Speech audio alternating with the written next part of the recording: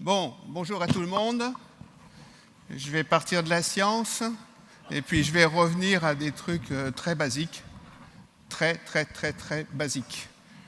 D'abord, merci beaucoup à Equimeeting de m'avoir invité, c'est très gentil, j'apprécie toujours leur congrès. Je suis toujours très content de vous rencontrer de nouveau, vous les maréchaux, puisque dans ma pratique, je suis obligé de travailler avec vous et vous êtes obligé de travailler avec moi. Donc c'est très agréable de vous revoir ici. Aujourd'hui, je vais vous parler de l'examen au pas monté et non monté. Donc pourquoi je veux faire ça? Parce que l'examen orthopédique, quand on fait un examen orthopédique, on soit vétérinaire ou pas vétérinaire, on met tout de suite les chevaux au pas, tout de suite les chevaux au trot. Et je pense qu'en les regardant au pas, on voit beaucoup plus de choses que quand on les regarde au trot. Donc l'examen au pas est pour moi quelque chose de très important. Je ne sais pas si vous écoutez, mais là par exemple ce cheval-là, on voit très bien qu'il est boiteux à droite. Hein. Donc là il n'y a pas photo, il est boiteux sur cet antérieur. Vous l'entendez? Donc si vous avez un cheval qui vient vers vous et qui fait plus de bruit ou qui a une différence de bruit, vous l'entendez. Donc vous savez qu'il y a quelque chose qui ne va pas. Moi, ce que j'aimerais essayer de vous expliquer aujourd'hui, c'est qu'est-ce qui ne va pas. Donc quand on fait un examen locomoteur, en tant que vétérinaire, on fait plein d'examens. On fait des examens statiques, des examens dynamiques, on regarde les chevaux au pas, au trot, sur un cercle, pas sur un cercle, on fait des tests, on fait des tas de choses, etc. Et finalement, quand on regarde, l'examen au pas prend finalement relativement peu de temps. C'est vrai, puisqu'un examen au pas, on fait 10 mètres et on a les informations. Il n'y a pas besoin de faire 10 allers-retours ou des tas d'examens. On fait 10 mètres et on est au courant. Donc par rapport à tout l'ensemble de l'examen locomoteur, ça représente finalement très peu de temps. Mais pour moi, de plus en plus, dans ma pratique, ça représente énormément d'informations pour obtenir un diagnostic. Donc en fait, j'ai presque plus d'informations sur cet examen au pas qu'ensuite lorsque je fais trotter mon cheval, trotter à gauche, trotter à droite, sur le mou, sur le dur, patati, patata. Donc finalement, je me suis dit, et c'est pour ça qu'on en avait discuté avec Denis par rapport à ça, que par rapport à vous, maréchaux, que je vous explique comment moi, je regarde marcher le cheval et j'en tire des informations, et peut être très intéressant parce que rien que le fait d'aller chercher votre cheval au box, de l'amener sur le lieu de la maréchalerie et de le voir marcher et ensuite de le voir repartir, vous avez finalement énormément d'informations. La deuxième chose, c'est que de plus en plus sur le terrain, je ne sais pas si vous y êtes confrontés, mais maintenant il y a plein d'appareils qui vous permettent de savoir d'où boite le cheval. Hein. C'est-à-dire on regarde, tac, et puis ensuite on se dit, il boite à droite, il boite à gauche, et on met l'iPhone ou n'importe quoi. C'est des outils très intéressants. Mais à mon opinion, ils ne remplaceront jamais notre observation. Nous sommes des gens, enfin l'homme a une capacité d'observation et d'interprétation qui va bien au-delà que toutes les mesures qu'on peut faire dans la recherche. Et qu'est-ce que c'est cette capacité d'observation? C'est de mettre ensemble un ensemble de choses complexes, donc un mouvement, une subjectivité, un défaut de posé, tout un tas de choses qui vous permet à ce moment-là de faire une interprétation qu'après il faudra prouver, mais qui va bien au-delà de toutes les machines qu'on peut mettre à votre disposition. Donc plus vous observez, plus vous apprenez à observer, plus en fait, dans un deuxième temps, vous aurez beaucoup d'informations qui viendront naturellement sans même que vous y pensiez. Et vous serez à ce moment-là 100 fois plus performant que la machine. Et ça, je pense que plus on apprend à observer, plus on... Et vous, quand vous faites la même chose, quand vous regardez votre pied, quand vous regardez une différence, n'importe quoi, vous voyez des tas de choses que vous n'êtes même plus capable d'expliquer, mais que vous êtes sûr que vous avez vues. Donc tout ça, ça sert à quoi en fait? Ça sert à identifier une boiterie. Alors qu'est-ce qu'une boiterie? Alors c'est difficile à définir, c'est une asymétrie, c'est n'importe quoi, mais pour moi, dans mon idée, il y a 3 sortes de boiteries. La première cause de boiterie, c'est la douleur. La douleur. Alors ça, c'est à mourir de rire, parce que quand on fait tous ces tests, tous ces exercices, tous ces machins, qu'on met tous ces fers, vous ne regardez jamais la douleur. Vous faites des mesures, vous faites des photos, mais vous ne regardez pas si le cheval a mal ou n'a pas mal. Or, et c'est là que ça devient super intéressant, c'est qu'après 40 ans de pratique, 40 ans de pratique, à faire que des examens orthopédiques, à utiliser des outils comme l'IRM, etc., je me suis aperçu que dans votre discipline au niveau du pied, énormément de douleurs du cheval ne venaient pas du naviculaire, ne venaient pas de l'articulation, ne venaient pas du fléchisseur profond, ne venaient pas de n'importe quel ligament, ça venait de la boîte cornée du tissu podophileux. Et ça, si vous voulez, 40 ans après, se dire pas de pied, pas de cheval, c'est un peu vexant quand même, hein, surtout pour un vétérinaire, hein, parce que vous aimeriez dire que c'est du naviculaire. Il y a de la pathologie, mais dans la pathologie, vous êtes sur un cheval anormal. Et quand vous n'avez pas de pathologie, vous êtes sur un cheval normal avec de la douleur. Et ça, c'est complètement différent. Quand vous regardez dans tous les types de douleurs que vous pouvez avoir au niveau d'un pied, vous avez la douleur osseuse, par exemple l'os naviculaire est typique. Si vous avez un œdème osseux de l'os naviculaire, vous avez une douleur osseuse. C'est l'articulation, fléchisseur profond, les ligaments, mais c'est là que tout se passe, ici, au niveau de la jonction entre la paroi et la troisième phalange. Rappelez-vous, et ça je pense que vous le savez, mais que la plus grosse anthèse chez le cheval, c'est l'insertion de la troisième phalange sur le pied ou l'insertion de la paroi sur le pied. C'est la plus grosse anthèse. Vous savez ce que c'est qu'une anthèse? C'est l'insertion de quelque chose sur un os. Donc en fait, c'est la plus grosse anthèse au niveau du corps. Or, c'est un endroit qui est très richement innervé n'importe où. C'est-à-dire que dès que vous avez l'insertion d'un tendon sur un os, l'insertion d'un ligament sur un os, c'est très innervé. Donc cet endroit-là, la relation entre le tissu podophileux et l'os est un endroit très innervé, donc il peut devenir très douloureux dans certaines situations sur le cheval. Si je prends par exemple ce cas-là, ça c'est un cheval, je fais un test à la pince, talon-talon. Le cheval a vraiment mal. Vous voyez, il est boiteux, d'accord? Il a mal. Ça, on peut faire tous les examens du monde. Ensuite, on fait simplement un parage. On règle 2-3 petits trucs au niveau du pied. Le test à la pince, il devient négatif. Et votre cheval, il est plus boiteux. Je vous envie, vous les maréchaux, de pouvoir faire ça. C'est-à-dire que continuellement, vous pouvez enlever ce type de douleur qui, nous, en tant que vétérinaires, finirait avec une anesthésie locale, une IRM, un CT, un je ne sais pas trop quoi, alors qu'en fait, c'est simplement une histoire de parage.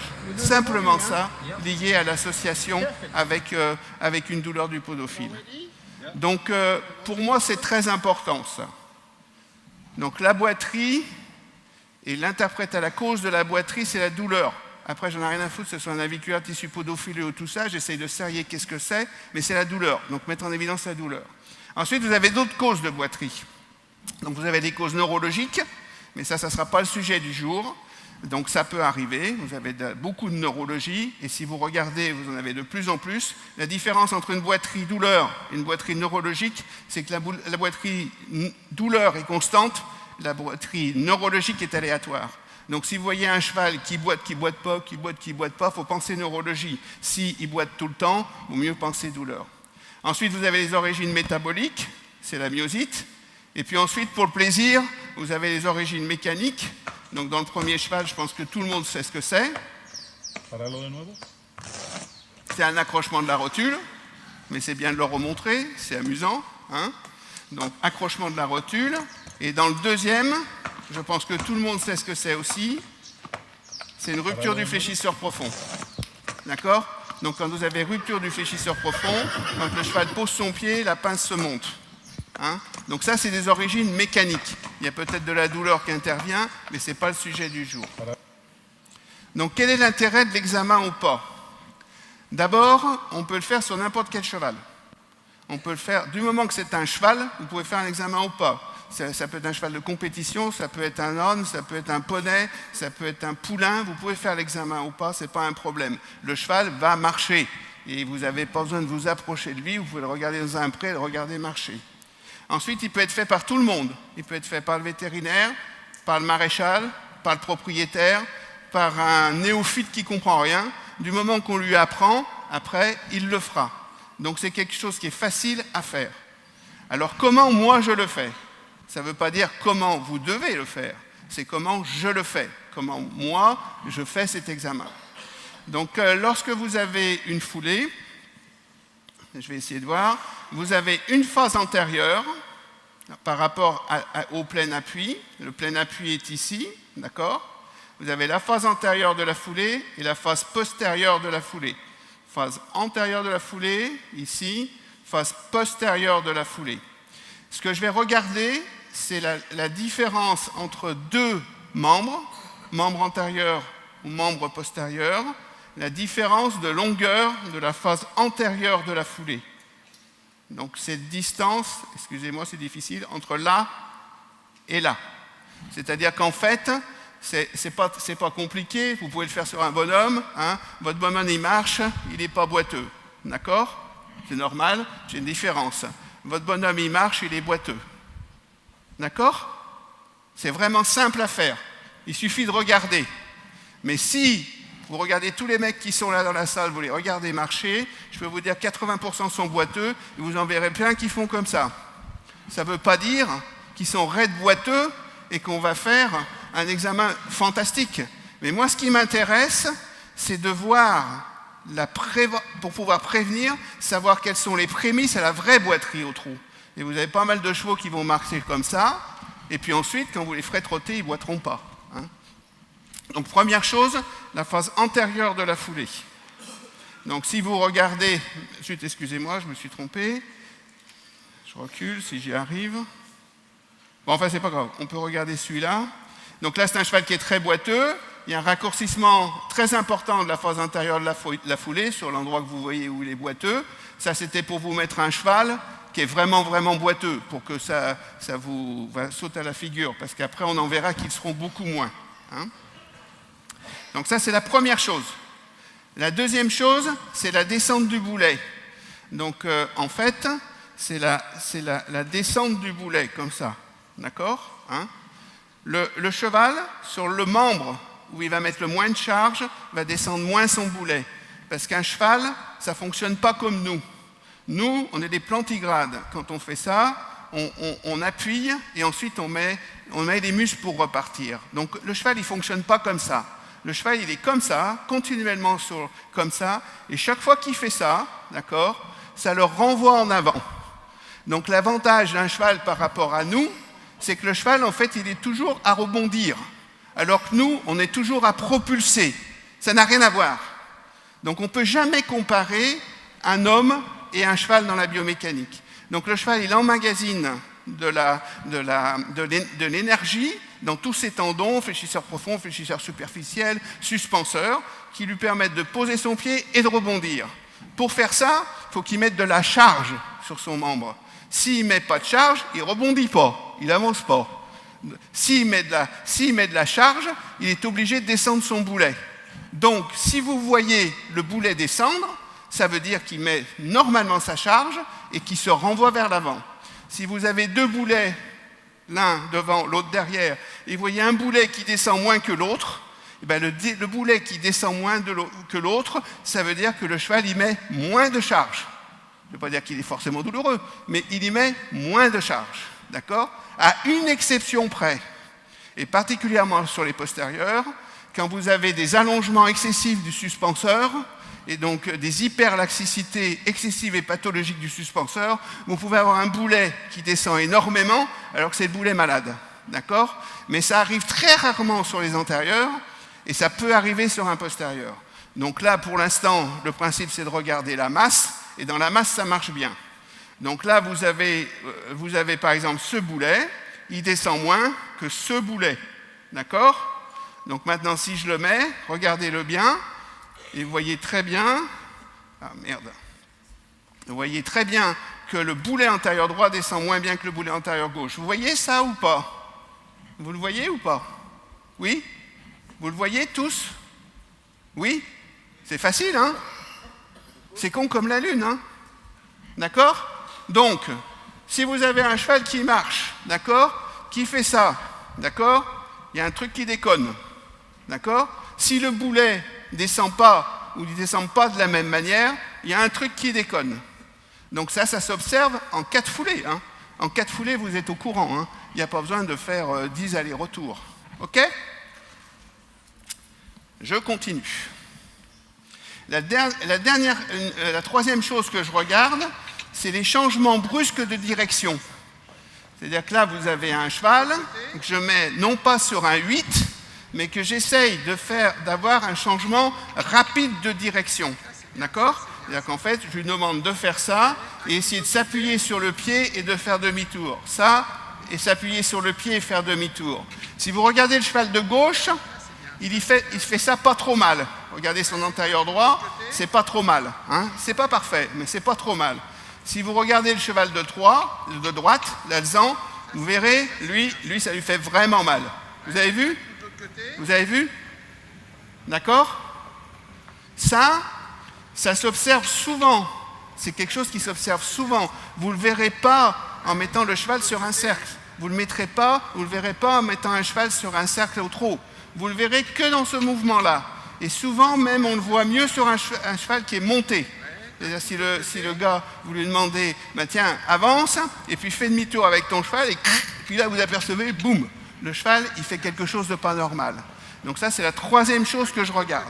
Donc, première chose, la phase antérieure de la foulée. Deuxième chose, la descente du boulet.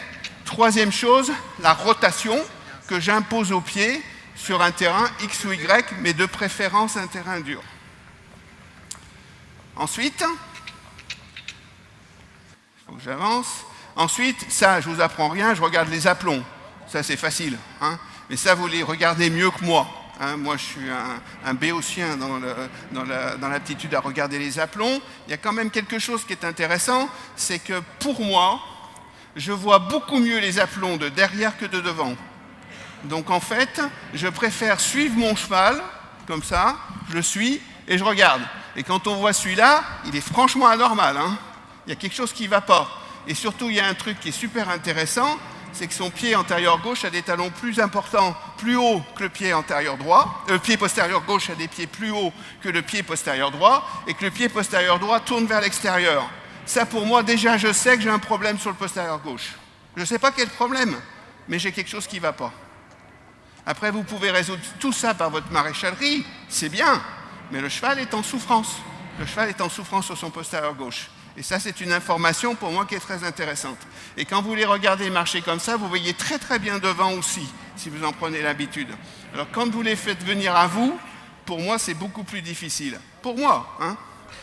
Donc 4 choses.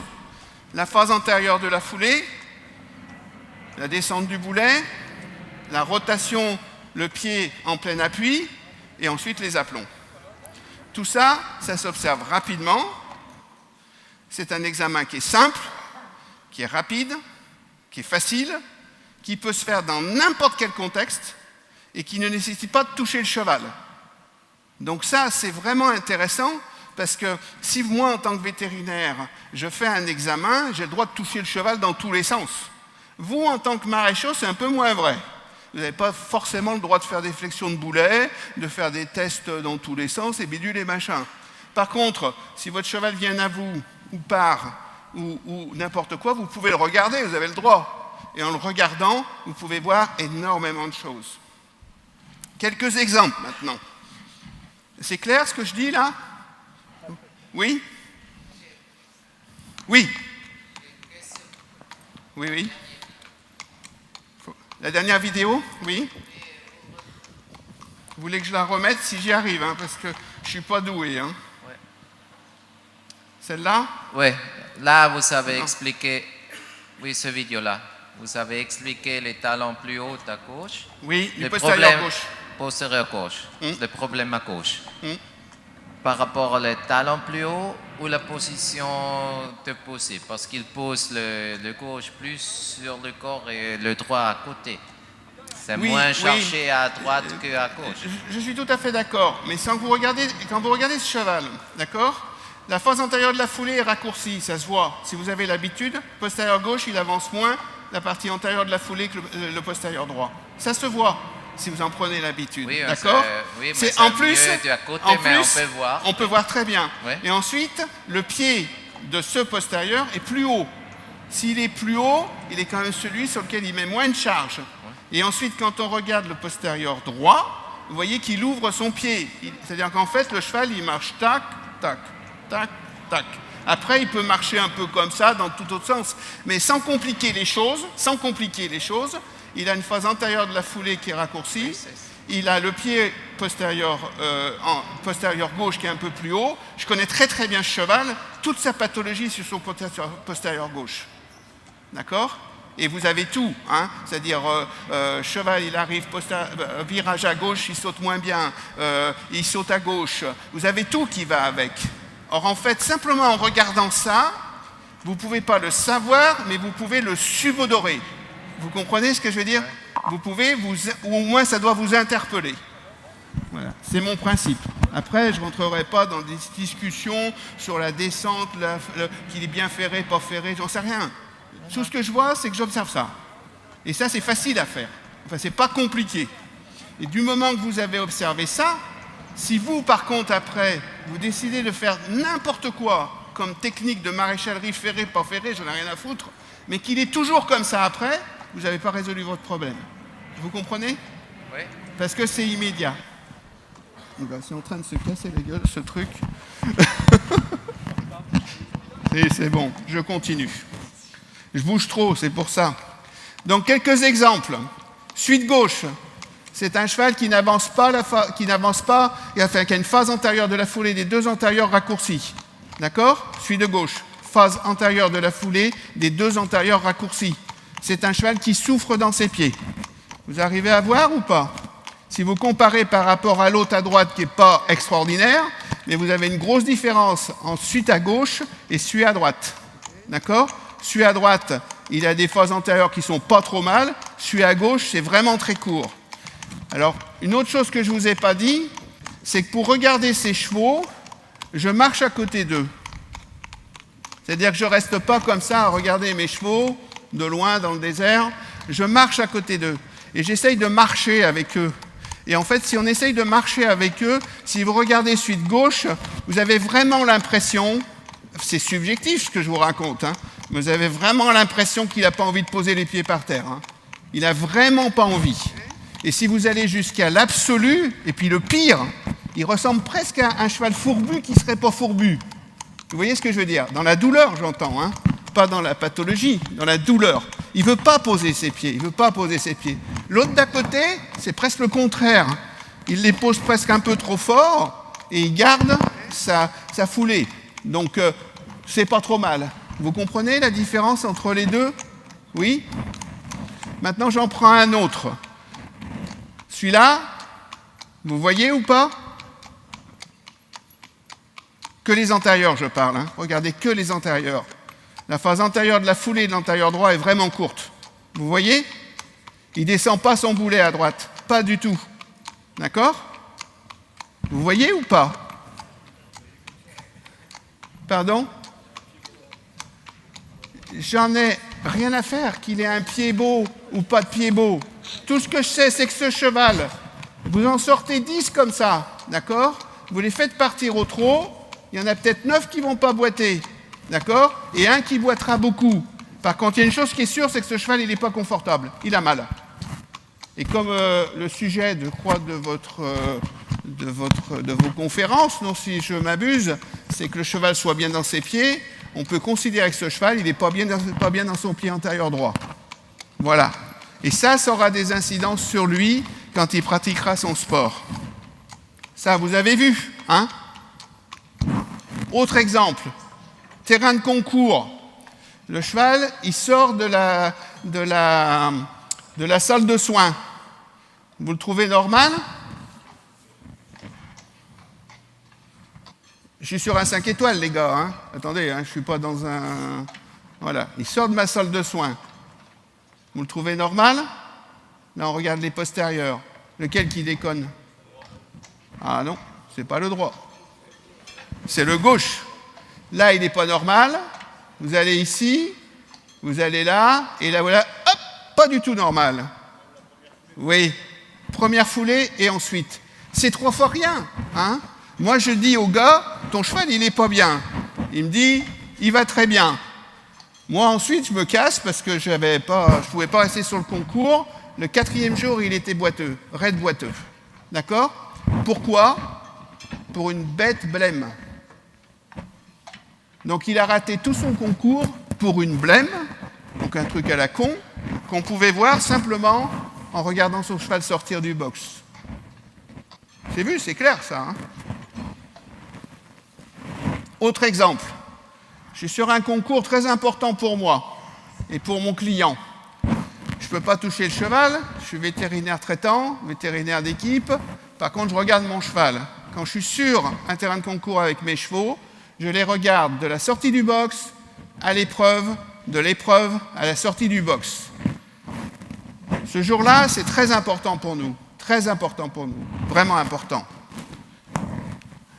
Mon cheval, il sort, il est comme ça. Ben, je suis inquiet. Hein. Je suis vraiment inquiet. Vraiment, vraiment inquiet. Là, il passe sur les trucs, je dis, finalement, c'est pas mal. Il fait ça, je dis, il n'y a pas de problème. Ça ira bien. Vous avez vu la différence? Je vous le remets. Comment on fait pour le remettre, par contre? Ça, je ne sais pas. Non, il faut que je revienne en arrière. Regardez. Phase antérieure de la foulée, particulièrement de l'antérieur gauche, est raccourcie. Donc je peux subodorer que mon cheval, il n'est pas très bien sur son antérieur gauche. Il arrive sur les tapis, ça disparaît. Il arrive sur le sable, tout est normal. Ça n'a rien à voir, c'est pas un gros problème. C'est simplement que le cheval, il ne supporte pas de marcher sur la route. D'accord? Mais je ne fais pas le concours sur la route, il n'en a rien à foutre. Il fait le concours à peu près sur le même terrain de sable, à part qu'il est en herbe. Donc mon cheval, il est très bien sur l'herbe, donc je n'aurai pas de problème. D'accord? Si j'ai l'inverse, là, je suis très inquiet. Et je sais que je peux avoir un accident, entre guillemets. Je peux avoir une boiterie qui apparaît en sortie de piste. D'accord? Donc, simplement de marcher votre cheval, simplement en le suivant, vous permet d'observer ça. Et je peux vous dire qu'une fois que j'ai observé ça, ensuite, je les ai tous faits, tous les terrains, pour voir comment il était, mon cheval. Et je me suis aperçu que chaque fois que j'allais sur le goudron, il n'était pas bien. Chaque fois que j'allais sur des terrains plus absorbants sur le plan de l'impact, il était mieux. Bon, roule ma poule, ça va. D'accord? Mais si j'ai à faire, par contre, mon concours sur le goudron, là, je ne suis pas bien. Vous comprenez? Et ça peut vous arriver dans d'autres sens. Je suis sur un concours. Je regarde des chevaux qui viennent vers moi. Lequel qui vous semble bien ou qui vous semble pas bien?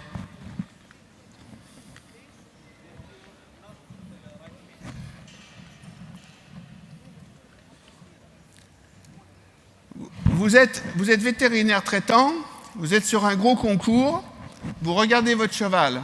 Quand je vois arriver le cheval qui est à gauche sur l'écran, d'accord, je ne suis pas tranquille. Hein. Je suis vraiment pas tranquille. Si je regarde venir vers moi le cheval qui est à droite sur l'écran, je ne me fais pas de soucis. Vous voyez la différence? Celui de droite, il marche comme ça. D'accord? Il marche comme ça. Donc qu'est-ce qu'il va avoir par rapport au cavalier? Une grosse embouchure, des bons éperons, et il va aller au combat. Et ça ne veut pas dire qu'il sera bien. Donc dans le welfare, on est moyen. Celui qui est à droite, quand on regarde, il marche bien, il n'y a pas de problème. Il marche bien, il est à l'aise, il n'est pas en douleur. D'accord? Excuse-moi. Pardon? Laurent. Roland, c'est Denis. Moi, j'ai l'impression que c'est le cheval qui est à l'extérieur qui est moins bien que celui qui est à l'intérieur. Non, celui qui est à l'extérieur, il marche bien. Celui qui a les cloches, il marche mieux que celui... Ah oui, sans problème. Mais bon. Sans problème. Excuse-moi. Regardez. Celui qui vient là, il n'a pas de foulée à gauche. Celui qui est à l'intérieur, il n'a pas de foulée. Celui qui est à droite, il marche. Il marche sans restriction au poser du pied. Alors que l'autre, il se protège. Il fait attention. Et surtout, quand vous faites ça, si je vous montre les vidéos comme ça, c'est que j'essaye de ne pas vous monter la tête. J'aimerais que vous regardiez ça et que vous voyez ça sans la tête. Un autre cheval. Là, on est toujours sur un concours. C'est normal tout ça?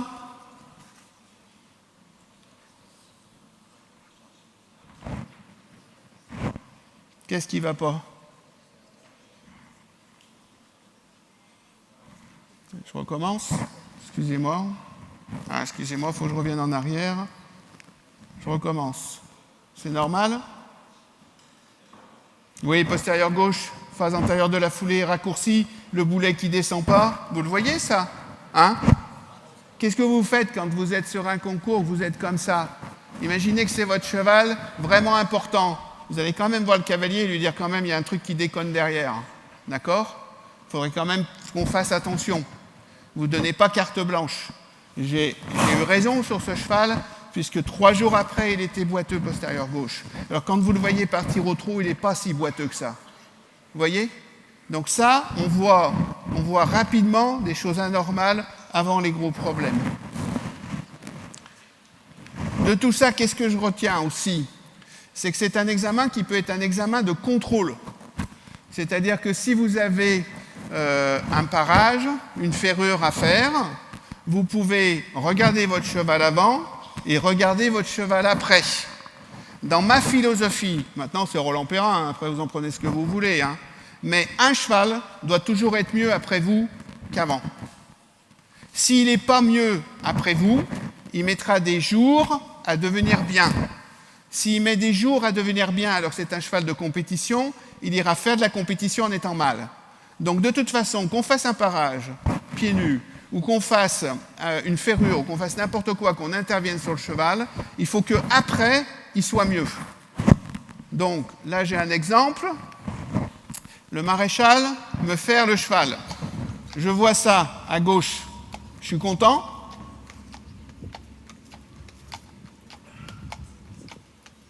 Je suis pas content, il pose pas son pied gauche.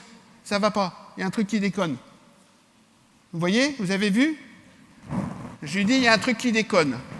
Il reprend son truc, il m'enlève un clou, et je suis comme ça après. Là, ça me va. Vous voyez la différence? Ou pas? Oui? Vous voulez que je le refasse?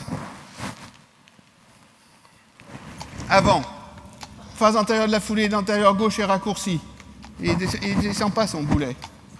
D'accord? Antérieur gauche. Il enlève son clou, hop! Il avance là maintenant, au même endroit. Vous voyez la différence? Ça ne tient qu'à un clou. Ça fout quand même les boules, hein? C'est-à-dire que ce cheval, après un maréchal que je respecte énormément, c'est pas le problème, je lui mets pas la pierre, mais il m'envoie mon cheval avec une douleur sur des concours à venir, et qui gardera peut-être tout le long de sa ferrure, vous n'en savez rien. Donc, si vous avez une idée et que vous voulez mettre une ferrure X ou Y ou n'importe quoi, il faut qu'il soit mieux après. S'il n'est pas mieux après, je pense qu'on fait fausse route, à mon opinion. Pour conclure, ce qu'il faut retenir, et j'arrête de vous embêter, l'examen au pas est un examen qui est très facile à faire. On peut le faire en 10 foulées, à la sortie d'un box, dans un pré, n'importe où. Il peut se faire dans toutes les situations que vous pouvez imaginer, que ce soit au pré, en concours, avec une action d'un maréchal, d'un ostéopathe, de n'importe qui. Et il permet de détecter des douleurs qui ne sont pas très importantes avant qu'elles le deviennent. Donc vous avez un aspect de prévention. Et ensuite, d'imaginer aussi quand même que certains chevaux ont quand même des douleurs et qu'on les envoie quand même au combat alors qu'ils ont toujours leurs douleurs. Donc pour en revenir à le cheval bien dans ses pieds, j'aimerais bien que les chevaux, ils marchent bien tout le temps. Et s'ils marchent bien tout le temps, ça veut dire qu'on est dans le vrai. Et pas simplement qu'ils ne soient pas boiteux au trot. J'espère que je ne vous ai pas trop embêté. Si vous avez des questions, je suis ouvert. Merci Roland.